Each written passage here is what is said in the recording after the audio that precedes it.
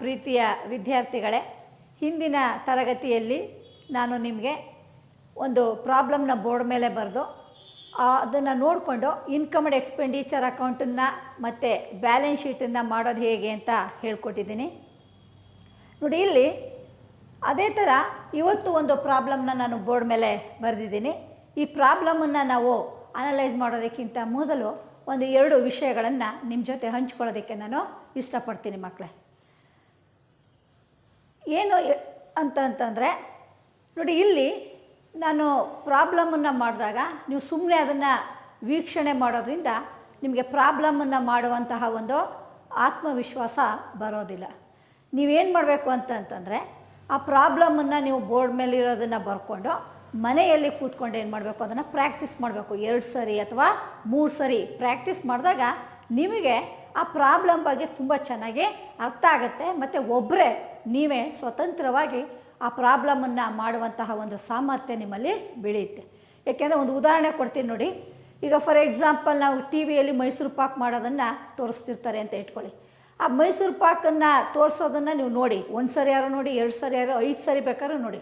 ಸುಮ್ಮನೆ ನೋಡೋದ್ರಿಂದ ಮೈಸೂರು ಪಾಕನ್ನು ಮಾಡ್ದಂಗೆ ಆಗಲ್ಲ. ನೀವೇನು ಮಾಡ್ಬೇಕು ಹೇಳಿ, ನೀವು ಅವ್ರು ಏನೇನು ಹೇಳಿರ್ತಾರೋ ಎಲ್ಲ ಸಾಮಗ್ರಿಗಳನ್ನ ತೊಗೋಬೇಕು, ಸ್ಟವ್ ಹಚ್ಚಬೇಕು, ಪಾತ್ರೆ ಇಡಬೇಕು.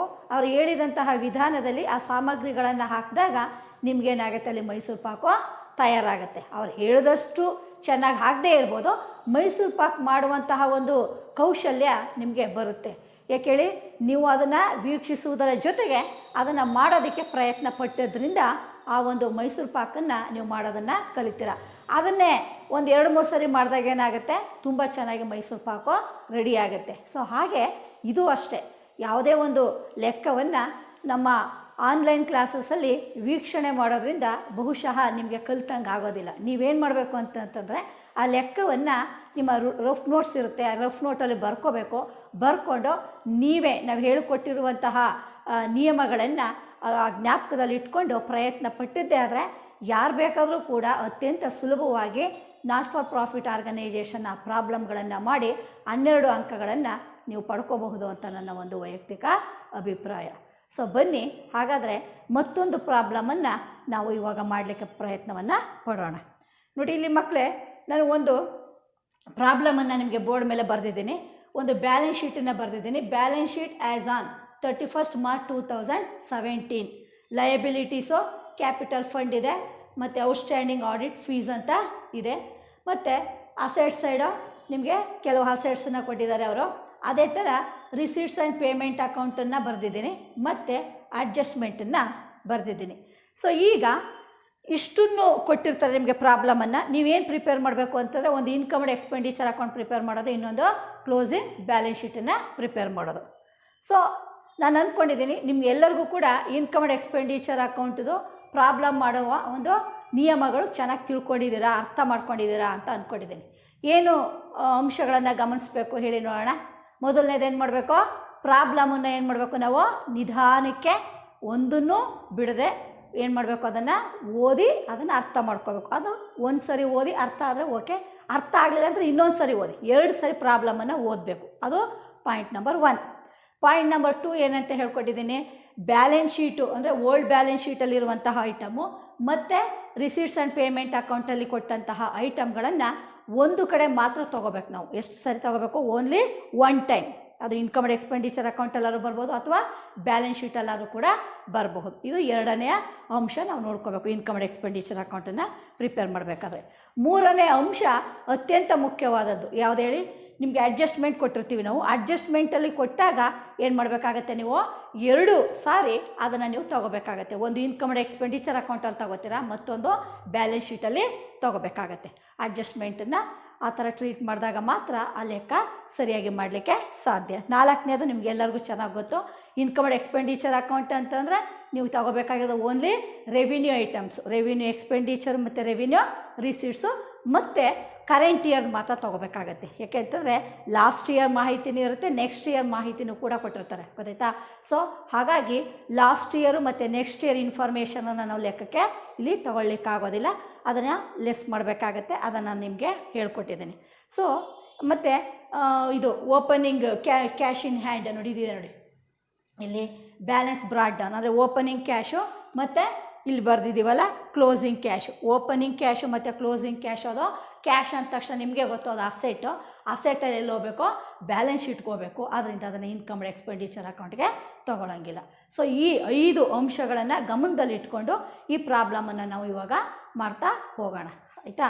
ಸೊ ಈಗ ಒಂದೊಂದನ್ನು ಓದ್ತಾ ಇದ್ದಾಗ ನಿಮಗೆ ಗೊತ್ತಾಗ್ತಾ ಇರಬೇಕು ಅದು ಎಲ್ಲಿ ಬರುತ್ತೆ ಅಂತ. ಈಗ ಫಾರ್ ಎಕ್ಸಾಂಪಲ್ ನೋಡಿ, ಇಲ್ಲಿ ಕ್ಯಾಪಿಟಲ್ ಫಂಡ್ ಅಂತ ಇದೆ. ಕ್ಯಾಪಿಟಲ್ ಫಂಡ್ ಎಲ್ಲಿ ಹೋಗಬೇಕು, ನಿಮಗೆ ಬ್ಯಾಲೆನ್ಸ್ ಶೀಟ್ಗೆ ಹೋಗಬೇಕು, ಕ್ಲೋಸಿಂಗ್ ಬ್ಯಾಲೆನ್ಸ್ ಶೀಟ್ಗೆ ಹೋಗುತ್ತೆ ಇದು.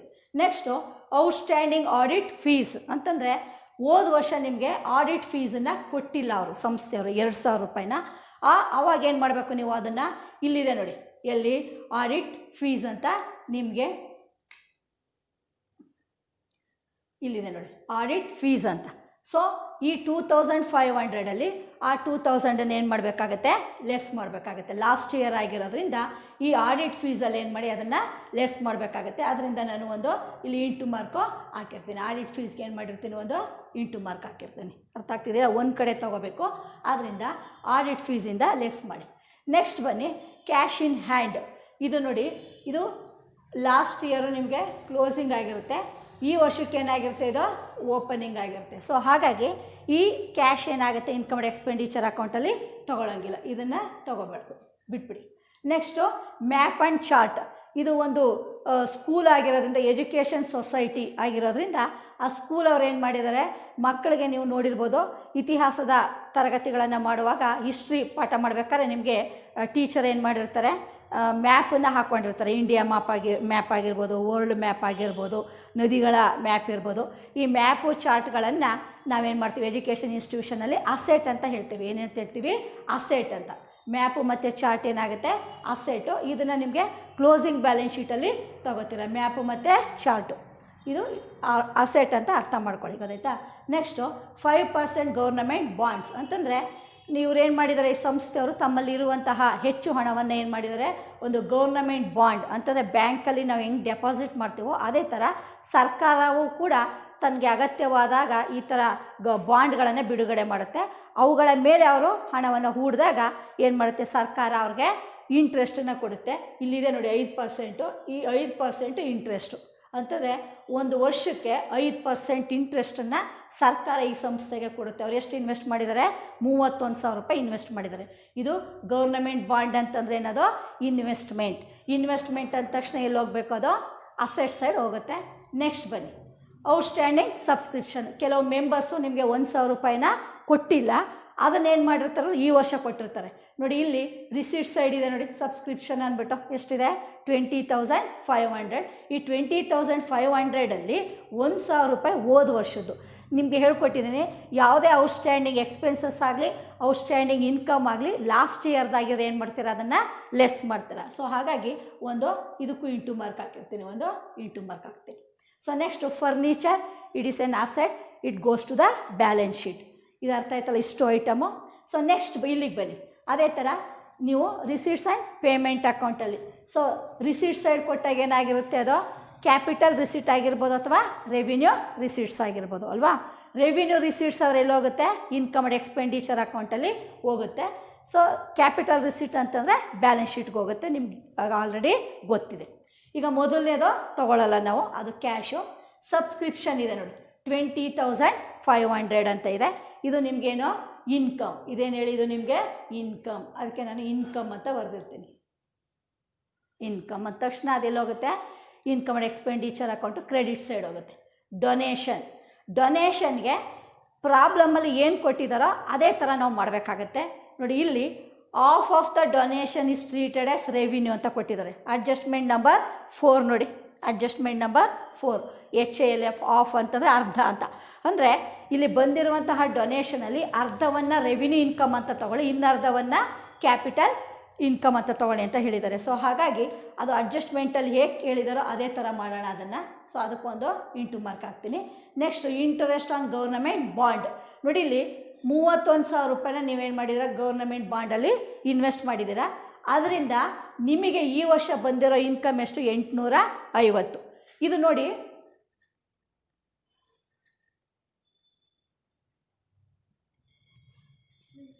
ಇಲ್ಲಿ ಗೌರ್ನಮೆಂಟ್ ಬಾಂಡ್ಸ್ ಮೇಲೆ 31,000 ರೂಪಾಯಿನ ಏನು ಮಾಡಿದೆ ಸಂಸ್ಥೆ ಇನ್ವೆಸ್ಟ್ ಮಾಡಿದೆ. ಇನ್ವೆಸ್ಟ್ ಮಾಡಿರೋದ್ರಿಂದ ಸರ್ಕಾರದಿಂದ ಇವ್ರಿಗೇನು ಬರುತ್ತೆ, ಇಂಟ್ರೆಸ್ಟು ಬರುತ್ತೆ. ಅದನ್ನು ನಾವು ಇಂಟ್ರೆಸ್ಟ್ ಆನ್ ಗೌರ್ನಮೆಂಟ್ ಬಾಂಡ್ ಅಂತ ಹೇಳ್ತೀವಿ. ಎಷ್ಟು ಪರ್ಸೆಂಟ್ ಇದೆ? 5%. ಕ್ಯಾಲ್ಕುಲೇಟ್ ಮಾಡ್ಕೋಬೇಕು. ನೀವು ಕ್ಯಾಲ್ಕುಲೇಟ್ರ್ ತೊಗೊಳ್ಳಿ. 100 ರೂಪಾಯಿಗೆ ಎಷ್ಟು ಕೊಡುತ್ತೆ ಬಡ್ಡಿಯನ್ನು? 5 ರೂಪಾಯಿ ಕೊಡುತ್ತೆ. 100 ರೂಪಾಯಿಗೆ 5 ರೂಪಾಯಿ ಆದರೆ ನೀವೆಷ್ಟು ಇನ್ವೆಸ್ಟ್ ಮಾಡಿದ್ದೀರ ನೋಡಿ, 31,000. 31,000. ಸೊ 31,000ಗೆ ಎಷ್ಟಾಗುತ್ತೆ ಅಂತ ನೀವು ಕ್ಯಾಲ್ಕುಲೇಟ್ರ್ ಇಟ್ಕೊಂಡು ಮಾಡಿದ್ರೆ 1,550 ರೂಪಾಯಿ ಬರುತ್ತೆ. ಎಷ್ಟು ಬರುತ್ತೆ? 1,550. ಆಯಿತಾ? 1,550 ರೂಪಾಯಿ ಒಂದು ವರ್ಷಕ್ಕೆ ಬಡ್ಡಿ ಬರುತ್ತೆ. ಎಲ್ಲಿಂದ? ಸರ್ಕಾರದಿಂದ ಸಂಸ್ಥೆಗೆ. ಆದರೆ ನಿಮಗೆ ಬಂದಿರೋ ಬಡ್ಡಿ ಎಷ್ಟು ನೋಡಿ ಇಲ್ಲಿ, ಇದು ನೀವು ಪಡ್ಕೊಂಡಿರೋಂತಹ ಬಡ್ಡಿ 850 ರೂಪಾಯಿ ಮಾತ್ರ ನಿಮಗೆ ಬಂದಿದೆ. ಇನ್ನೆಷ್ಟು ಬರಬೇಕು ಬ್ಯಾಲೆನ್ಸು? 700. ಇದನ್ನು ಔಟ್ಸ್ಟ್ಯಾಂಡಿಂಗ್ ಇಂಟ್ರೆಸ್ಟ್ ಅಂತ ಹೇಳ್ತೀವಿ. ಏನಂತ ಹೇಳ್ತೀವಿ? ಔಟ್ಸ್ಟ್ಯಾಂಡಿಂಗ್ ಇಂಟ್ರೆಸ್ಟ್ ಅಂದ್ಬಿಟ್ಟು ಈ 850 ರೂಪಾಯಿಗೆ ಈ 700 ರೂಪಾಯಿನ ಕೂಡಿಸಿ 1,550ನ್ನ ಇನ್ಕಮ್ ಸೈಡ್ ಬರೀಬೇಕು. ಯಾವ ಕಡೆ ಬರೀಬೇಕು? ಇನ್ಕಮ್ ಸೈಡ್ ಬರೀಬೇಕು. ಅರ್ಥ ಆಗ್ತಿದೆಯಲ್ವಾ? ಇದನ್ನು ಸ್ವಲ್ಪ ಕೇರ್ಫುಲ್ಲಾಗಿ ಮಾಡಿ. ಇಲ್ಲಿ ಪರ್ಸೆಂಟೇಜ್ ಕೊಟ್ಟಾಗ ಎಷ್ಟಿದೆಯೇ ಎಷ್ಟು ಇನ್ವೆಸ್ಟ್ ಮಾಡಿದಾರೋ ಅದ್ರ ಮೇಲೆ ನೀವು ಕ್ಯಾಲ್ಕುಲೇಟ್ ಮಾಡಿದ್ರೆ ನಿಮಗೆ ಒಟ್ಟು ಇಂಟ್ರೆಸ್ಟ್ ಬರುತ್ತೆ. ಏನು ಬರುತ್ತೆ? ಒಟ್ಟು ಇಂಟ್ರೆಸ್ಟ್ ಬರುತ್ತೆ. ಆ ಇಂಟ್ರೆಸ್ಟಲ್ಲಿ ಎಷ್ಟು ಬಂದಿದೆ ಅಂದ್ಬಿಟ್ಟು ನಿಮಗೆ ರಿಸೀಟ್ ಸೈಡ್ ಕೊಟ್ಟಿರ್ತಾರೆ. ಇಲ್ಲಿ 850 ರೂಪಾಯಿ ಮಾತ್ರ ನಿಮಗೆ ಬಂದಿದೆ. ಇನ್ನು ಬ್ಯಾಲೆನ್ಸ್ ಬರಬೇಕಾಗಿರೋದು ಎಷ್ಟು?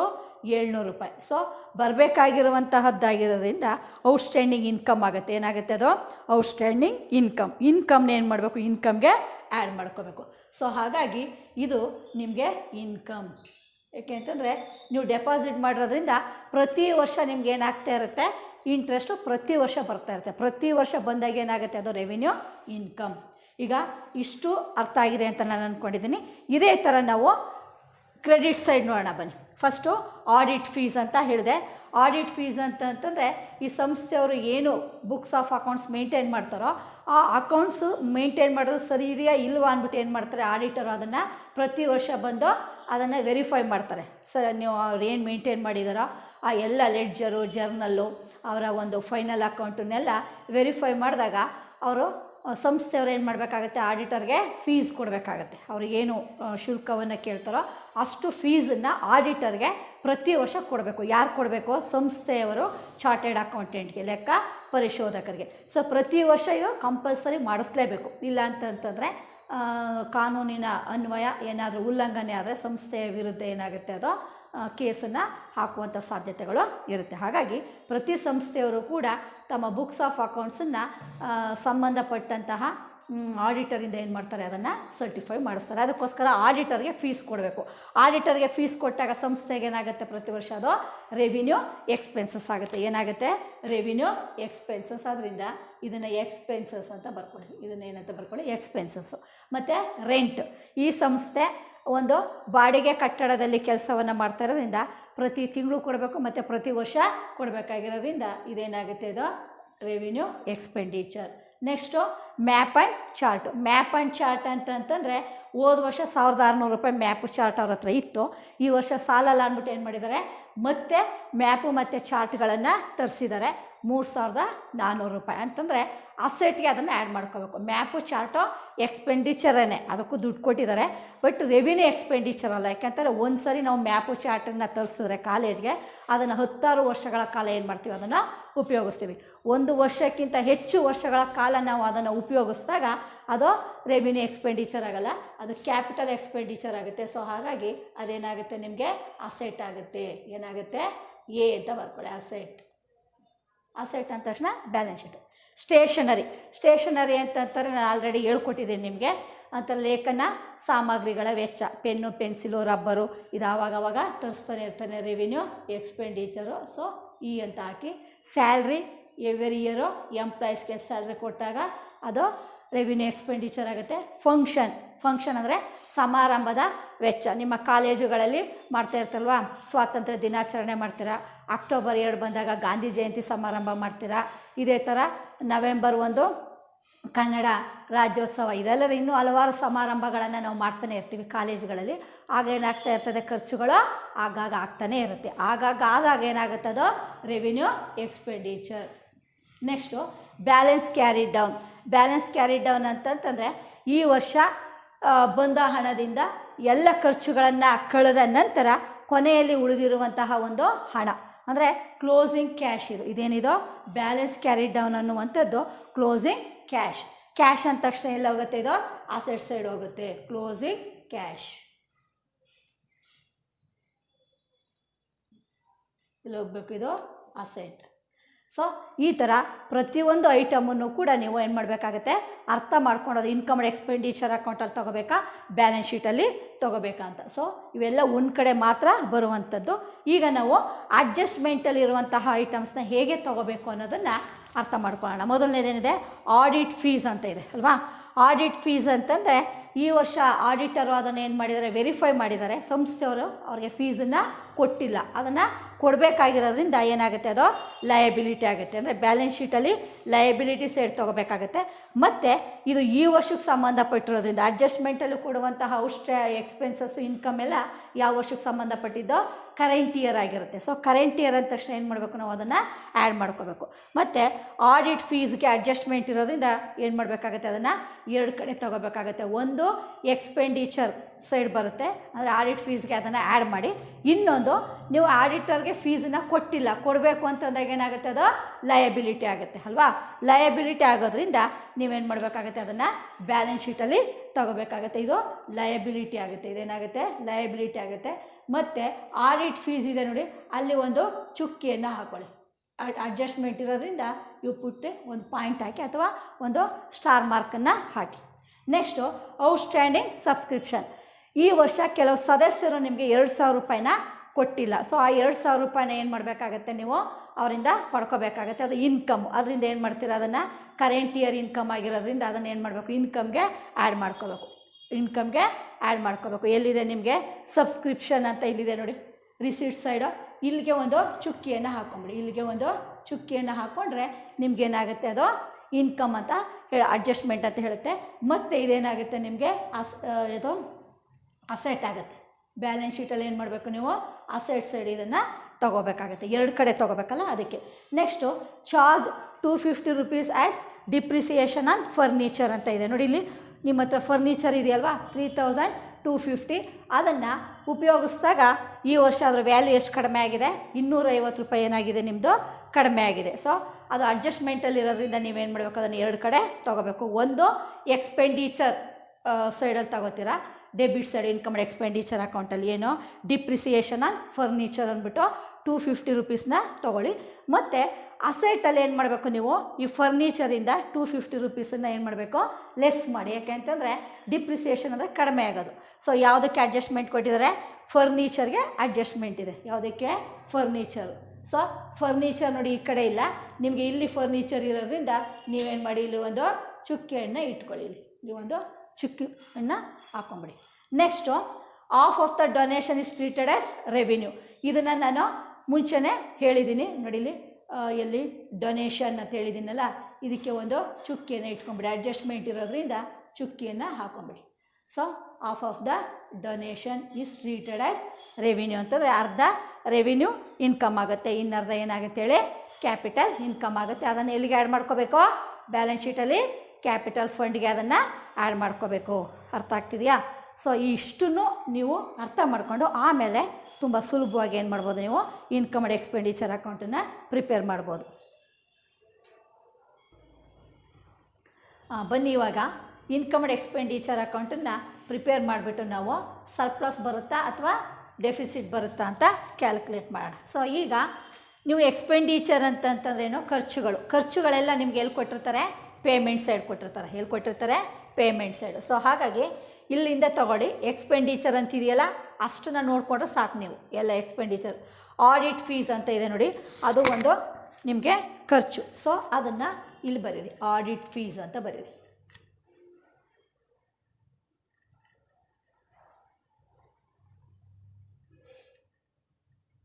ಆಡಿಟ್ ಫೀಸ್ ಎಷ್ಟಿದೆ, ಪೇಮೆಂಟ್ ಸೈಡು 2,500 ಇದೆ. ಈ 2,500ಅಲ್ಲಿ ಲಾಸ್ಟ್ ಇಯರ್ ಇದೆ ನೋಡಿ, ಔಟ್ಸ್ಟ್ಯಾಂಡಿಂಗ್ ಆಡಿಟ್ ಫೀಸ್ ಅಂತಂದರೆ ಹೋದ ವರ್ಷದ್ದು ಕೊಟ್ಟಿರಲಿಲ್ಲ ಅವರು 2,000 ರೂಪಾಯಿನ, ಅದನ್ನೇನು ಮಾಡಿದ್ದಾರೆ, ಈ ವರ್ಷ ಕೊಟ್ಟಿದ್ದಾರೆ. 2,500ಅಲ್ಲಿ 2000 ಯಾವ ವರ್ಷದ್ದು? ಲಾಸ್ಟ್ ಇಯರ್ ಅಂದ ತಕ್ಷಣ ಏನು ಮಾಡಬೇಕು? ಅದನ್ನು ಲೆಸ್ ಮಾಡಬೇಕು ಅಲ್ವಾ? So less last year audit outstanding audit fees ಅಂತ ಬರೀರಿ. ಎಷ್ಟು? 2000. ಸೊ 2500ಇಂದ 2000 ಲೆಸ್ ಮಾಡಿದ್ರೆ ಎಷ್ಟು ಬಂದಿರುತ್ತೆ? 500 ಆಯ್ತಲ್ವಾ? ಸೊ ಮತ್ತು ನಿಮಗೆ ಇಲ್ಲಿ ಏನು ಮಾಡಿದ್ದೀರಾ? ಒಂದು ಚುಕ್ಕಿ ಹಾಕಿದ್ದೀರಾ ನೋಡಿ, ಇಂಟು ಮಾರ್ಕ್ ಹಾಕಿರೋದು ನಿಮಗೆ ಲಾಸ್ಟ್ ಇಯರು. ಇಂಟು ಮಾರ್ಕ್ ಹಾಕಿರೋದು ಯಾವುದೋ? Last year. ಸೊ ಇಲ್ಲಿ ಚುಕ್ಕಿ ಇಟ್ಟಿರೋದು ಯಾವುದೋ? ಕರೆಂಟ್ ಇಯರ್ದು ನಿಮಗೆ ಇಲ್ಲಿ ಕೊಟ್ಟಿದ್ದಾರೆ ಔಟ್ಸ್ಟ್ಯಾಂಡಿಂಗ್ ಆಡಿಟ್ ಫೀಸ್. ಈ ವರ್ಷ ಕೊಡಬೇಕಾಗಿರೋದನ್ನು ಏನು ಮಾಡ್ಕೋಬೇಕು? ನಾವು ಆ್ಯಡ್ ಮಾಡ್ಕೋಬೇಕು. ಏನು ಮಾಡ್ಕೋಬೇಕು? Current year outstanding audit fees ಎಷ್ಟಿದೆ? 1000. ಸೊ ಎರಡು ಸೇರಿ ಎಷ್ಟಾಯಿತು? 1500. ಅರ್ಥ ಆಗ್ತಿದೆಯಲ್ಲ? ಲಾಸ್ಟ್ ಇಯರ್ನ ಲೆಸ್ ಮಾಡಿ ಕರೆಂಟ್ ಇಯರ್ದನ್ನು ಆ್ಯಡ್ ಮಾಡಿ. ನೆಕ್ಸ್ಟ್ ಬನ್ನಿ ರೆಂಟ್ಗೆ ಏನು ಚುಕ್ಕಿ ಇಟ್ಟಿಲ್ಲ ಅಂತಂದರೆ ಅದಕ್ಕೆ ನೋ ಅಡ್ಜಸ್ಟ್ಮೆಂಟ್ ಇಲ್ಲ ಅಂದರೆ ಅದನ್ನು ಸುಮ್ಮನೆ ಎಂಟ್ರಿ ಮಾಡಿದ್ರೆ ಆಯಿತು. ಟು ರೆಂಟ್ ಅಂತ ಬರೀರಿ. ಟು ರೆಂಟ್ ಎಷ್ಟಿದೆ ನೋಡಿ? ರೆಂಟು 1800. ರೆಂಟ್ ಆದಮೇಲೆ ಯಾವುದಿದೆ? ಮ್ಯಾಪ್ ಆ್ಯಂಡ್ ಚಾರ್ಟ್ಗೆ ಏನಂತ ಬರೆದಿದ್ದೀರಾ? ಹಾಸೆಟ್ ಅಂತ ಬರೆದಿದ್ದೀರಾ. ಸೊ ಹಾಗಾಗಿ ಅದು ಬ್ಯಾಲೆನ್ಸ್ ಶೀಟ್ಗೆ ಹೋಗುತ್ತೆ. ಸ್ಟೇಷನರಿ ಬರೀ.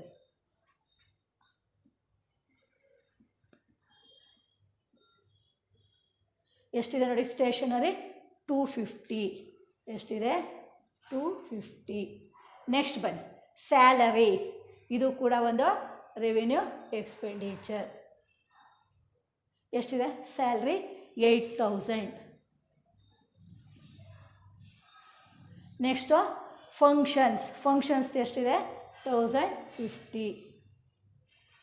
ಫಂಕ್ಷನ್ಸ್ 1050.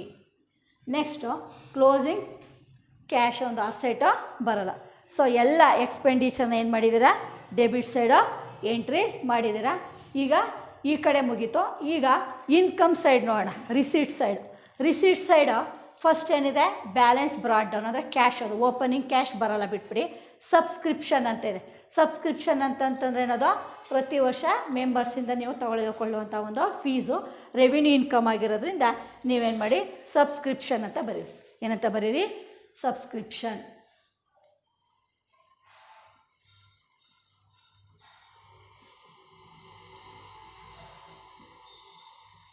ಎಷ್ಟಿದೆ ಸಬ್ಸ್ಕ್ರಿಪ್ಷನ್ನು?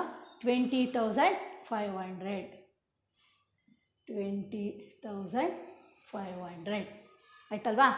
ಇದಕ್ಕೆ ಸಂಬಂಧಪಟ್ಟಾಗ ಒಂದು ಇಂಟು ಮಾರ್ಕ್ ಹಾಕಿದ್ದೀರಾ ಅಂತಂದರೆ ಅದಕ್ಕೆ ಔಟ್ಸ್ಟ್ಯಾಂಡಿಂಗ್ ಇರುತ್ತೆ ಅಂತ ನೋಡಿ. ಇಲ್ಲಿ ಔಟ್ಸ್ಟ್ಯಾಂಡಿಂಗ್ ಸಬ್ಸ್ಕ್ರಿಪ್ಷನ್ ಅಂತಿದೆ ನೋಡಿ. ಇಲ್ಲಿ ಔಟ್ಸ್ಟ್ಯಾಂಡಿಂಗ್ ಸಬ್ಸ್ಕ್ರಿಪ್ಷನ್ ಅಂದರೆ 1000 ರೂಪಾಯಿ ಯಾವ ವರ್ಷದ್ದು? ಹಿಂದಿನ ವರ್ಷದ್ದು ಏನೇನು ಮಾಡಬೇಕು? ಔಟ್ಸ್ಟ್ಯಾಂಡಿಂಗ್ ಇನ್ಕಮ್ನ ಲೆಸ್ ಮಾಡಬೇಕು. ಅಂದರೆ ಎಕ್ಸ್ಪೆಂಡಿಚರ್ ಆದರೂ ಲೆಸ್ ಮಾಡಬೇಕು, ಇನ್ಕಮ್ ಆದರೂ ಕೂಡ ಏನು ಮಾಡಬೇಕು? ಅದನ್ನು ಲೆಸ್ ಮಾಡಬೇಕು. ಅದರಿಂದ ಲೆಸ್ ಮಾಡಿ. ಇವಾಗ less last year outstanding subscription. ಅಂತ ಎಷ್ಟಿದೆ ನೋಡಿ? 1000. ಎಷ್ಟಿದೆ?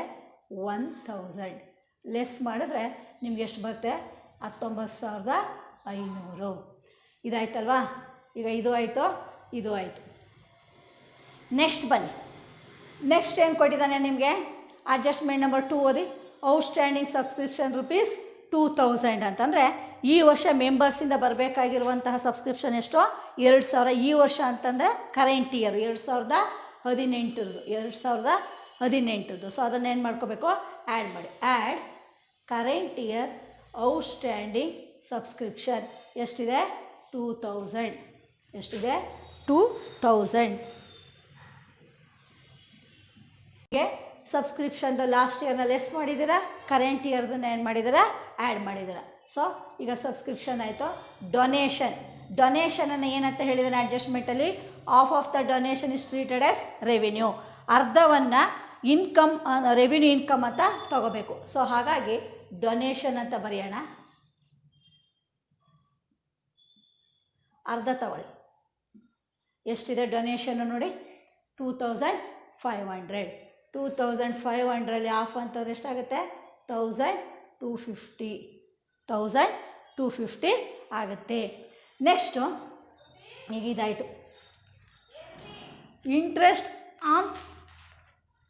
ಇಂಟ್ರೆಸ್ಟ್ ಆನ್ ಗೌರ್ನಮೆಂಟ್ ಬಾಂಡ್ ಅಂತ ಇದೆ ನೋಡಿ, ಅದು revenue income. Interest on government bond ಎಷ್ಟಿದೆ? 850. ಸೊ 1550 ರೂಪಾಯಿ ಬರಬೇಕು. 31,000 ರೂಪಾಯಿಗೆ 5% ಅಂದರೆ ಎಷ್ಟಾಗುತ್ತೆ? 1550. ಇನ್ನು 700ನ ಆ್ಯಡ್ ಮಾಡಿ. ಆ್ಯಡ್ ಔಟ್ಸ್ಟ್ಯಾಂಡಿಂಗ್ ಇಂಟ್ರೆಸ್ಟ್ ಕ್ಯಾಲ್ಕುಲೇಟ್ ಮಾಡಿ. 100ಗೆ 5 ಆದರೆ 31,000ಗೆ ಎಷ್ಟಾಗುತ್ತೆ? 1550. 1550ಯಲ್ಲಿ 850ನ ಲೆಸ್ ಮಾಡಿ ಎಷ್ಟು ಬರುತ್ತೆ ನಿಮಗೆ? 700. ಸೊ ಎರಡನ್ನೂ ಕೂಡಿಸಿದ್ರೆ ಎಷ್ಟಾಗುತ್ತೆ? 1550 ಬರುತ್ತೆ. ಸೊ ಇದನ್ನು ಕ್ಯಾಲ್ಕುಲೇಟ್ ಮಾಡಿ ನೀವು ತಿಳ್ಕೊಬೇಕಾಗುತ್ತೆ. 100ಕ್ಕೆ 5 ರೂಪಾಯಿ ಆದರೆ 31,000 ರೂಪಾಯಿ ಇನ್ವೆಸ್ಟ್ ಮಾಡಿದ್ದೀರಾ, 1550 ರೂಪಾಯಿ ಬರುತ್ತೆ. 1550ಅಲ್ಲಿ ನೀವು ರಿಸೀವ್ ಮಾಡ್ಕೊಂಡಿರೋದು ಎಷ್ಟು? ಬರೀ 850 ಮಾತ್ರ. ಸೊ ಇನ್ನು 700 ಏನಾಗುತ್ತೆ ನಿಮಗೆ? ಇದು ಔಟ್ಸ್ಟ್ಯಾಂಡಿಂಗ್ ಇನ್ಕಮ್ ಆಗುತ್ತೆ. ಸೊ ಹಾಗಾಗಿ ಅದನ್ನು ಆ್ಯಡ್ ಮಾಡಿ 1550 ರೂಪಾಯಿನ ಔಟ್ರ್ ಕಾಲಮ್ಗೆ ಹಾಕಬೇಕಾಗತ್ತೆ.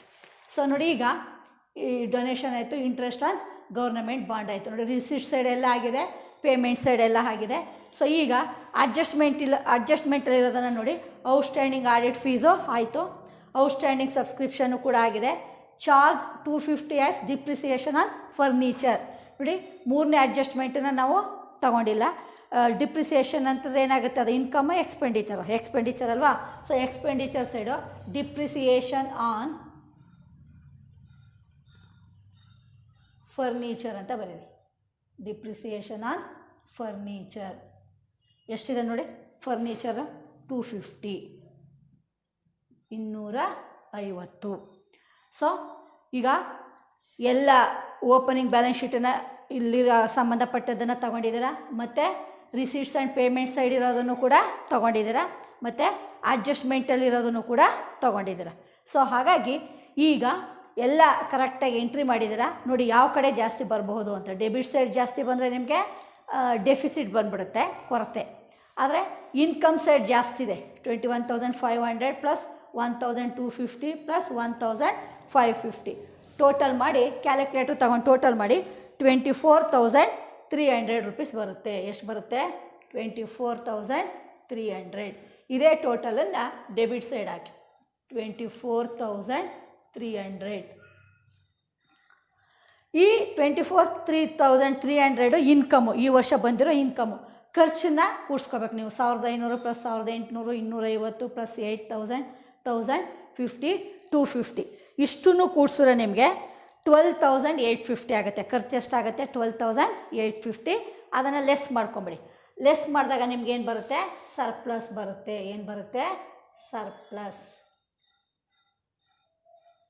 Income 24,300 minus total expenditure 12,850 less ಮಾಡಿದ್ರೆ ನಿಮಗೆ ಸರ್ಪ್ಲಸ್ ಎಷ್ಟು ಬರುತ್ತೆ? 11,450 ಬರುತ್ತೆ. ಎಷ್ಟು ಬರುತ್ತೆ? 11,450 ಇಸ್ ದ ಸರ್ಪ್ಲಸ್. ಸೊ ಈ ಥರ ನಾವು ಏನು ಮಾಡಬೇಕಾಗತ್ತೆ? ಇನ್ಕಮ್ ಆ್ಯಂಡ್ ಎಕ್ಸ್ಪೆಂಡಿಚರನ್ನು ಪ್ರಿಪೇರ್ ಮಾಡಿ ಸರ್ಪ್ಲಸ್ಸ ಡೆಫಿಸಿಟು ಅಂತ ಏನು ಮಾಡಬೇಕಾಗತ್ತೆ? ನಾವು ಕಂಡುಹಿಡಿಬೇಕಾಗತ್ತೆ. ಅರ್ಥ ಆಯ್ತಿದೆಯಲ್ವಾ? ಇದಾದ ನಂತರ ಈಗ ತುಂಬ ಸುಲಭವಾಗಿ ಏನು ಮಾಡೋಣ? ನಾವು ಓಲ್ಡ್ ಬ್ಯಾಲೆನ್ಸ್ ಶೀಟನ್ನು ನೋಡಬೇಕು, ಮತ್ತು ಪೇಮೆಂಟ್ ಸೈಡ್ ಯಾವುದಾದ್ರು ಅಸೆಟ್ಸ್ ಇದೆಯಾ ಅಂತ ನೋಡ್ಕೊಳ್ಳಿ, ಮತ್ತು ರಿಸೀಟ್ ಸೈಡ್ ಯಾವುದಾದ್ರು ಕ್ಯಾಪಿಟಲ್ ರಿಸೀಟ್ಸ್ ಇದೆಯಾ, ಮತ್ತು ಅಡ್ಜಸ್ಟ್ಮೆಂಟು ಮೂರನ್ನು ನೋಡಿಕೊಂಡು ನಾವೇನು ಮಾಡೋಣ? 31 ಮಾರ್ಚ್ 2018 ಬ್ಯಾಲೆನ್ಸ್ ಶೀಟನ್ನು ಪ್ರಿಪೇರ್ ಮಾಡೋಣ. ಈಗ ಇನ್ಕಮ್ ಆ್ಯಂಡ್ ಎಕ್ಸ್ಪೆಂಡಿಚರ್ ಅಕೌಂಟನ್ನು ಪ್ರಿಪೇರ್ ಮಾಡೋದನ್ನು ಕಲ್ತಿದ್ದೀರಾ. ಈಗ ಈ ಪ್ರಾಬ್ಲಮ್ಗೆ ನಾವು ಬ್ಯಾಲೆನ್ಸ್ ಶೀಟನ್ನು ಪ್ರಿಪೇರ್ ಮಾಡೋಣ. ಬ್ಯಾಲೆನ್ಸ್ ಶೀಟನ್ನು ಪ್ರಿಪೇರ್ ಮಾಡಬೇಕಾದಾಗ ನೀವೇನು ಮಾಡಬೇಕು ಅಂತಂದರೆ, ಹೋದ ವರ್ಷದ ಬ್ಯಾಲೆನ್ಸ್ ಶೀಟನ್ನು ನೋಡಿಕೊಂಡೇ ಪ್ರಿಪೇರ್ ಮಾಡಬೇಕು. ಮತ್ತು ಅದ್ರ ಜೊತೆಗೆ ರಿಸೀಟ್ಸ್ ಆ್ಯಂಡ್ ಪೇಮೆಂಟ್ ಅಕೌಂಟಲ್ಲಿರೋ ಅಸೆಟ್ಸ್ ಏನಾದರೂ ಇದ್ದರೆ, ಲಯಬಿಲಿಟೀಸ್ ಇದ್ದರೆ, ಮತ್ತು ಅಡ್ಜಸ್ಟ್ಮೆಂಟು ಇಷ್ಟನ್ನು ನೋಡಿ ನಾವೇನು ಮಾಡಬೇಕು? ಕ್ಲೋಸಿಂಗ್ ಬ್ಯಾಲೆನ್ಸ್ ಶೀಟನ್ನು ಪ್ರಿಪೇರ್ ಮಾಡಬೇಕಾಗತ್ತೆ. ಸೊ ಈಗ ಅಸೆಟ್ ಸೈಡು ಫಸ್ಟು ನಾವು ಪ್ರಿಪೇರ್ ಮಾಡೋಣ. ಫಸ್ಟು ಓಲ್ಡ್ ಬ್ಯಾಲೆನ್ಸ್ ಶೀಟಲ್ಲಿ ಏನಿದೆ? ಕ್ಯಾಶ್ ಇನ್ ಹ್ಯಾಂಡ್ ಅಂತ ಇದೆ ನೋಡಿ, ಪ್ರಾಬ್ಲಮ್ ಇದೆ. ಇಲ್ಲಿ ಕ್ಯಾಶ್ ಇನ್ ಹ್ಯಾಂಡ್ ಅಂತ ಇದೆ. ಅದು ಓಪನಿಂಗ್ ಕ್ಯಾಶ್ ಅಂದರೆ ಹೋದ ವರ್ಷದ ಕ್ಯಾಶು. ನಾವು ಬರಿಬೇಕಾಗಿರೋದು ಯಾವುದು, ಈ ವರ್ಷದ cash. So current year cash balance ಎಲ್ಲಿರುತ್ತೆ ಅಂತಂದರೆ ರಿಸೀಟ್ಸ್ ಆ್ಯಂಡ್ ಪೇಮೆಂಟ್ ಅಕೌಂಟಲ್ಲಿ ಪೇಮೆಂಟ್ ಸೈಡ್ ನೋಡ್ಬೇಕು ನೀವು. ಕ್ರೆಡಿಟ್ ಸೈಡ್ ನೋಡಿದ್ರೆ ಲಾಸ್ಟ್ ಐಟಮ್ ಇದೆ ನೋಡಿ, ಬ್ಯಾಲೆನ್ಸ್ ಕ್ಯಾರಿಡ್ ಡೌನ್ ಅಂತ 8,900 ರೂಪಾಯಿ ಕೊಟ್ಟಿದ್ದಾರೆ. ಸೊ ಅದು ಈ ವರ್ಷದ ಕ್ಯಾಶು. ಹಾಗಾಗಿ ನಾವು ಕ್ಯಾಶ್ ಅಂತಂತಂದರೆ ಲಾಸ್ಟ್ ಇಯರ್ದನ್ನು ತೊಗೋಬಾರ್ದು, ಕರೆಂಟ್ ಇಯರ್ದನ್ನು ತೊಗೋಬೇಕು. ಕರೆಂಟ್ ಇಯರ್ದು ಎಲ್ಲಿರುತ್ತೆ ಅಂತಂತಂದರೆ ಪೇಮೆಂಟ್ ಸೈಡಲ್ಲಿ ಸಿಗುತ್ತೆ ನಿಮಗೆ. ಸೊ ಹಾಗಾಗಿ ಫಸ್ಟ್ ಅಸೆಟ್ ಬರೀರಿ ಕ್ಯಾಶ್ ಎಷ್ಟಿದೆ 8,900. ನೆಕ್ಸ್ಟ್ ಏನಿದೆ ಮ್ಯಾಪ್ ಆ್ಯಂಡ್ ಚಾರ್ಟ್. ಮ್ಯಾಪು ಮತ್ತು ಚಾರ್ಟು ಕೂಡ ಒಂದು ಅಸೆಟ್ಟು. ಸೊ ಫಸ್ಟ್ ಹೋದ ವರ್ಷದನ್ನ ತಗೊಳ್ಳಿ, ಮ್ಯಾಪ್ ಆ್ಯಂಡ್ ಚಾರ್ಟ್. ಹೋದ ವರ್ಷ ಎಷ್ಟಿತ್ತು 1,600. ಇದು ಸಾಲಲ್ಲ ಅಂದ್ಬಿಟ್ಟು ಏನು ಮಾಡಿದ್ದಾರೆ, ಈ ವರ್ಷ ನಿಮಗೆ ಮತ್ತೆ ಪರ್ಚೇಸ್ ಮಾಡಿದ್ದಾರೆ. ಪರ್ಚೇಸ್ ಮಾಡಿರೋದು ಪೇಮೆಂಟ್ ಸೈಡ್ ಇದೆ ನೋಡಿ, ಮ್ಯಾಪ್ ಆ್ಯಂಡ್ ಚಾರ್ಟ್ ಅಂತ. ಅದನ್ನು ಇದಕ್ಕೆ ಕೂಡಿಸಿ, ಇದಕ್ಕೇನು ಮಾಡಿ ಅದನ್ನು ಕೂಡಿಸಿ, ಪರ್ಚೇಸಸ್ ಅಂತ ಕೂಡಿಸಿ. ಎಷ್ಟು ಪರ್ಚೇಸ್ ಮಾಡಿದ್ದಾರೆ, ಮ್ಯಾಪ್ ಆ್ಯಂಡ್ ಚಾರ್ಟು 3,400. ಎರಡೂ ಸೇರಿ ಔಟ್ರ್ ಕಾಲಮ್ಗೆ 5,000 ಅಂತ ಬರೀ. Next asset 5% government bond. ಇವ್ರು ಇನ್ವೆಸ್ಟ್ ಮಾಡಿದಾರಲ್ಲ ಗೌರ್ನಮೆಂಟ್ ಬಾಂಡ್ ಮೇಲೆ, ಸೊ ಅದನ್ನು ಬರೀ 5% ಗೌರ್ನಮೆಂಟ್ ಬಾಂಡ್. ಎಷ್ಟು, ಓಲ್ಡ್ ಬ್ಯಾಲೆನ್ಸ್ ಶೀಟ್ ನೋಡಿ 31,000. ಈ 31,000ಅಲ್ಲಿ ನಮಗೆ ಇಂಟ್ರೆಸ್ಟ್ ಎಷ್ಟು ಬಂದಿದೆ ಈ ವರ್ಷ ಅಂತಂತಂದರೆ ನಿಮಗೆ ರಿಸೀಟ್ ಸೈಡ್ ಕೊಟ್ಟಿದ್ದಾರೆ ನೋಡಿ, ಇಂಟ್ರೆಸ್ಟ್ ಆನ್ ಗೌರ್ನಮೆಂಟ್ ಬಾಂಡ್ 850 ಅಂತ ಇದೆ. 5% ಅಂತಂತಂದರೆ ನಿಮ್ಗೆ ಎಷ್ಟು ಬರುತ್ತೆ, 1,550 ಇಂಟ್ರೆಸ್ಟ್ ಈ ವರ್ಷ ಬರಬೇಕು. ಅದರಲ್ಲಿ ಬಂದಿರೋದು ನಿಮಗೆ ಓನ್ಲಿ 850. ಇನ್ನು 700 ಏನಿದೆ ಇಲ್ಲಿ ಲೆಸ್ ಮಾಡಿ, 850ನ ಲೆಸ್ ಮಾಡಿದ್ರೆ 700 ಏನು ಬರಬೇಕು ನಿಮಗೆ, ಅಂದರೆ ಔಟ್ಸ್ಟ್ಯಾಂಡಿಂಗ್ ಇಂಟ್ರೆಸ್ಟ್. ಸೊ ಈ 700 ಇದಕ್ಕೆ ಸಂಬಂಧಪಟ್ಟಿರೋದ್ರಿಂದ ಔಟ್ಸ್ಟ್ಯಾಂಡಿಂಗ್ ಇಂಟರೆಸ್ಟ್ ಅಂತ ತಗೊಳ್ಳಿ. ಔಟ್ಸ್ಟ್ಯಾಂಡಿಂಗ್ ಇಂಟರೆಸ್ಟ್ ಬ್ರ್ಯಾಕೆಟಲ್ಲಿ 1,550 ಮೈನಸ್ 850 700. ನೆಕ್ಸ್ಟ್ ಬನ್ನಿ, ಸಬ್ಸ್ಕ್ರಿಪ್ಷನ್ ಔಟ್ಸ್ಟ್ಯಾಂಡಿಂಗ್ ಅಂತಿದೆ ಓಲ್ಡ್ ಬ್ಯಾಲೆನ್ಸ್ ಶೀಟಲ್ಲಿ. ಅದನ್ನು ನೀವೇನು ಮಾಡಿದ್ದೀರಾ, ಇನ್ಕಮ್ ಆ್ಯಂಡ್ ಎಕ್ಸ್ಪೆಂಡಿಚರ್ ಅಕೌಂಟಲ್ಲಿ ಒಂದು ಸರಿ ತೊಗೊಂಡಿದ್ದೀರಾ, ಆಗಿದೆ. ನೆಕ್ಸ್ಟು ಫರ್ನಿಚರ್ಗೆ ಬನ್ನಿ. Next asset furniture. So last year ಎಷ್ಟಿದೆ 3,250. ನೋಡಿ ಇದಕ್ಕೆ ಒಂದು ಚುಕ್ಕಿಯನ್ನು ಹಾಕಿದ್ದೀರ ನೀವು, ಅಡ್ಜಸ್ಟ್ಮೆಂಟ್ ಇದೆ ಅಂತ ನಿಮಗೆ ಅದು ಹೇಳುತ್ತೆ. ಸೊ ಆ ಚುಕ್ಕಿ ಇಟ್ಟಿರೋದ್ರಿಂದ ಅಡ್ಜಸ್ಟ್ಮೆಂಟನ್ನು ನೋಡಿ ನೀವು. ಅಡ್ಜಸ್ಟ್ಮೆಂಟ್ ನಂಬರ್ 3ಯಲ್ಲಿ ಚಾರ್ಜ್ 250 ಆ್ಯಸ್ ಡಿಪ್ರಿಸಿಯೇಷನ್ ಅಂತಂದರೆ ಒಂದು ವರ್ಷ ಅದನ್ನು ಉಪಯೋಗಿಸಿರೋದ್ರಿಂದ 250 ರೂಪೀಸ್ ಏನಾಗಿದೆ, ಕಡಿಮೆ ಆಗಿದೆ. ಅದನ್ನು ನೀವು ಲೆಸ್ ಮಾಡಬೇಕು, ಲೆಸ್ ಡಿಪ್ರಿಸಿಯೇಷನ್. 250 ರೂಪೀಸನ್ನು ಲೆಸ್ ಮಾಡಿ ಔಟ್ರ್ ಕಾಲಮ್ಗೆ 3,000 ಅಂತ ತಗೊಳ್ಳಿ. ಸೊ ಈಗ ಎಲ್ಲ ಅಸೆಟ್ಸು ಕಂಪ್ಲೀಟ್ ಆಯಿತು. ಈಗ ಲಯಬಿಲಿಟಿ ಸೈಡ್ ನೋಡೋಣ. ಫಸ್ಟ್ ಐಟಮ್ ಏನಿದೆ ಓಲ್ಡ್ ಬ್ಯಾಲೆನ್ಸ್ ಶೀಟಲ್ಲಿ ಕ್ಯಾಪಿಟಲ್ ಫಂಡ್. ಸೊ ಈ ವರ್ಷದ ಕ್ಯಾಪಿಟಲ್ ಫಂಡನ್ನು ಕಂಡುಹಿಡಿಯೋಣ. Capital fund first opening balance ತಗೊಳ್ಳಿ. ಓಪನಿಂಗ್ ಬ್ಯಾಲೆನ್ಸ್ ಎಷ್ಟಿದೆ 36,900. 36,900. ಈ ಕ್ಯಾಪಿಟಲ್ ಫಂಡ್ಗೆ 5 ಐಟಮನ್ನು ನೀವು ಕೂಡಿಸ್ಕೋಬೇಕು. ನಿಮಗೆ ಗೊತ್ತಿರುತ್ತೆ, ಅದು ಲೆಗಸಿ ಕೂಡಿಸ್ಬೇಕು, ಮತ್ತು ಲೈಫ್ ಮೆಂಬರ್ಶಿಪ್ ಫೀಸು, ಮತ್ತು ಕ್ಯಾಪಿಟಲ್ ಪೋರ್ಷನ್ ಇರುವಂತಹ ಎಂಟ್ರೆನ್ ಫೀಸು, ಮತ್ತು ಡೊನೇಷನ್ನು, ಜೊತೆಗೆ ಈ ವರ್ಷದ ಸರ್ಪ್ಲಸ್. ಸೊ ನಿಮಗೆ ರಿಸೀಟ್ಸ್ ಆ್ಯಂಡ್ ಪೇಮೆಂಟ್ ಅಕೌಂಟಲ್ಲಿ ಡೆಬಿಟ್ ಸೈಡು ಡೊನೇಷನ್ ಅಂತ ಇದೆ ನೋಡಿ. ಅದಕ್ಕೆ ನೀವೇನು ಮಾಡಿದ್ದೀರಾ, ಒಂದು ಚುಕ್ಕಿಯನ್ನು ಇಟ್ಟಿದ್ದೀರಾ. ಸೊ ಚುಕ್ಕಿಯನ್ನು ಇಟ್ಟಾಗ ಅದಕ್ಕೆ ಅಡ್ಜಸ್ಟ್ಮೆಂಟ್ ಇದೆ ಅಂತ ಅಡ್ಜಸ್ಟ್ಮೆಂಟ್ ನಂಬರ್ 4ನ ಓದಿ. Of the donation is treated as revenue ಅಂತ ಹೇಳಿದ್ದಾರೆ. ಸೊ ಆಫ್ ದ ಡೊನೇಷನ್ ಅಂತಂದ್ರೇನು, ಡೊನೇಷನಲ್ಲಿ ಅರ್ಧ ಭಾಗ ರೆವಿನ್ಯೂ ಇನ್ಕಮ್, ಇನ್ನರ್ಧ ಭಾಗ ಕ್ಯಾಪಿಟಲ್ ಇನ್ಕಮ್ ಅಂತ. ಸೊ ಹಾಗಾಗಿ ಕ್ಯಾಪಿಟಲ್ ಪೋರ್ಷನ್ ನಾವೇನು ಮಾಡಬೇಕು, ಕ್ಯಾಪಿಟಲ್ ಫಂಡ್ಗೆ ಈಗ ಅದನ್ನು ಆ್ಯಡ್ ಮಾಡ್ಕೋಬೇಕು. ಸೊ ಅಡ್ಜಸ್ಟ್ಮೆಂಟಲ್ಲಿರೋದನ್ನು ನೀವೇನು ಮಾಡಿ, ಡೊನೇಷನ್ ಫುಲ್ ತೊಗೋಬಾರ್ದು. ಅವ್ರು ಎಷ್ಟು ಕೊಟ್ಟಿದ್ದಾರೋ ಅಷ್ಟು ಮಾತ್ರ ನೀವು ತೊಗೋಬೇಕು. 50% ಹೇಳಿರೋದ್ರಿಂದ 50%ನ್ನು ಆ್ಯಡ್ ಮಾಡಿ. ಎಷ್ಟಾಗುತ್ತೆ 1,250. ನೆಕ್ಸ್ಟು ಈ ವರ್ಷದ ಸರ್ಪ್ಲಸನ್ನ ಆ್ಯಡ್ ಮಾಡಿ. ಇದಕ್ಕೆ ಈ ವರ್ಷದ ಸರ್ಪ್ಲಸ್ ಎಷ್ಟು ಬಂದಿದೆ ನಿಮಗೆ? 11,450 ಬಂದಿದೆ. 11,000. ಸೊ ಈಗ 3 ಐಟಮನ್ನು ಕೂಡಿಸಿದ್ರೆ ನಿಮಗೆ ಈ ವರ್ಷದ ಕ್ಯಾಪಿಟಲ್ ಫಂಡ್ ಎಷ್ಟು ಬರುತ್ತೆ? 49,600. ನೆಕ್ಸ್ಟ್ ಬನ್ನಿ, ಆಡಿಟ್ ಫೀಸ್ ಔಟ್ಸ್ಟ್ಯಾಂಡಿಂಗ್ ಅಂತ ಇದೆ. ಅದು ಲಾಸ್ಟ್ ಇಯರ್ದನ್ನ ನೀವು ಇನ್ಕಮ್ ಆ್ಯಂಡ್ ಎಕ್ಸ್ಪೆಂಡಿಚರ್ ಅಕೌಂಟಲ್ಲಿ ತೊಗೊಂಡಿದ್ದೀರಾ, ಹಾಗಾಗಿ ಅದು ಬರಲ್ಲ. ಸೊ ಈಗ ಇಲ್ಲಿ ನಿಮಗೆ ಅಡ್ಜಸ್ಟ್ಮೆಂಟನ್ನು ನೋಡೋಣ. ಅಡ್ಜಸ್ಟ್ಮೆಂಟಲ್ಲಿ ಏನು ಕೊಟ್ಟಿದ್ದಾರೆ? ಔಟ್ಸ್ಟ್ಯಾಂಡಿಂಗ್ ಆಡಿಟ್ ಫೀಸ್ ಅಂತ ಹೇಳಿದ್ದಾರೆ. ಔಟ್ಸ್ಟ್ಯಾಂಡಿಂಗ್ ಆಡಿಟ್ ಫೀಸ್ ಅಂತಂದರೆ ಅದು ಲಯಬಿಲಿಟಿ ಆಗುತ್ತೆ. ಅಡ್ಜಸ್ಟ್ಮೆಂಟಲ್ಲಿರೋದ್ರಿಂದ 2 ಕಡೆ ತೊಗೋಬೇಕು, ಅದನ್ನು ತಗೊಳ್ಳಿ. Outstanding audit fees 1,000. Next adjustment number 2 ಬನ್ನಿ. ಔಟ್ಸ್ಟ್ಯಾಂಡಿಂಗ್ ಸಬ್ಸ್ಕ್ರಿಪ್ಷನ್ 2,000 ಅಂತಿದೆ. ಮೆಂಬರ್ಸಿಂದ ನಿಮಗೆ 2,000 ರೂಪೀಸ್ ಬರಬೇಕಾಗಿರೋದ್ರಿಂದ ಮತ್ತು ಅಡ್ಜಸ್ಟ್ಮೆಂಟಲ್ಲಿರೋದನ್ನು ಅದನ್ನು 2 ಕಡೆ ತೊಗೋಬೇಕು. ಒಂದು ಆಲ್ರೆಡಿ ತೊಗೊಂಡಿದ್ದಾರೆ ಇನ್ಕಮ್ ಆ್ಯಂಡ್ ಎಕ್ಸ್ಪೆಂಡಿಚರ್ ಅಕೌಂಟಲ್ಲಿ. ಹಾಗಾಗಿ ಈಗ ಇಲ್ಲಿ ಅಸೆಟ್ ಸೈಡ್ ತೊಗೊಳ್ಳಿ. ಔಟ್ಸ್ಟ್ಯಾಂಡಿಂಗ್ ಸಬ್ಸ್ಕ್ರಿಪ್ಷನ್ ಅಂತ ಎಷ್ಟಿದೆ? 2,000 ಎಂಟ್ರಿ ಮಾಡಿ. ನೆಕ್ಸ್ಟ್ ಅಡ್ಜಸ್ಟ್ಮೆಂಟ್ ನಂಬರ್ 3ಗೆ ಬನ್ನಿ. ಡಿಪ್ರಿಸಿಯೇಷನ್ ಆನ್ ಫರ್ನಿಚರ್ 2 ಕಡೆ ತೊಗೊಂಡಿದ್ದೀರಾ. ಮತ್ತು of of the donation is treated as revenue, ಅದನ್ನು ಕೂಡ 2 ಕಡೆ ತೊಗೊಂಡಿದ್ದೀರಾ. ಸೊ ಎಲ್ಲ ಐಟಮ್ನ ನೀವೇನು ಮಾಡಿದ್ದೀರಾ? ಕರೆಕ್ಟಾಗಿ ತೊಗೊಂಡಿದ್ದೀರಾ. Old balance sheet, receipts and payment ಅಕೌಂಟನ್ನು ಒಂದು ಸರಿ ತೊಗೊಂಡಿದ್ದೀರಾ. ಅಡ್ಜಸ್ಟ್ಮೆಂಟಲ್ಲಿರೋದನ್ನು 2 ಕಡೆ ತೊಗೊಂಡಿದ್ದೀರಾ. ಸೊ ಇದೆಲ್ಲ ಆದಮೇಲೆ ಒಂದು ಸರಿ ಅದನ್ನು ಖಚಿತಪಡಿಸ್ಕೊಂಡು ನೀವೇನು ಮಾಡಿ? ಟೋಟಲ್ ಮಾಡಿ. ಅಸೆಟ್ ಸೈಡು ಮತ್ತು ಲಯಬಿಲಿಟಿ ಸೈಡು ಟೋಟಲ್ ಮಾಡಿದಾಗ ನಿಮ್ಗೇನು ಬರಬೇಕು? 2 ಈಕ್ವಲ್ ಆಗಬೇಕು. ಸೊ ಈಗ ಅಸೆಟ್ ಸೈಡ್ ಟೋಟಲ್ ಮಾಡಿದ್ರೆ ನಿಮ್ಗೆ ಎಷ್ಟು ಬರುತ್ತೆ ಅಂತಂದರೆ 50,600.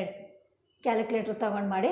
ಅದೇ ಥರ ಲಯಬಿಲಿಟಿ ಸೈಡು ಕೂಡ ಟೋಟಲು ನಿಮಗೆ 50,600 ಬರುತ್ತೆ.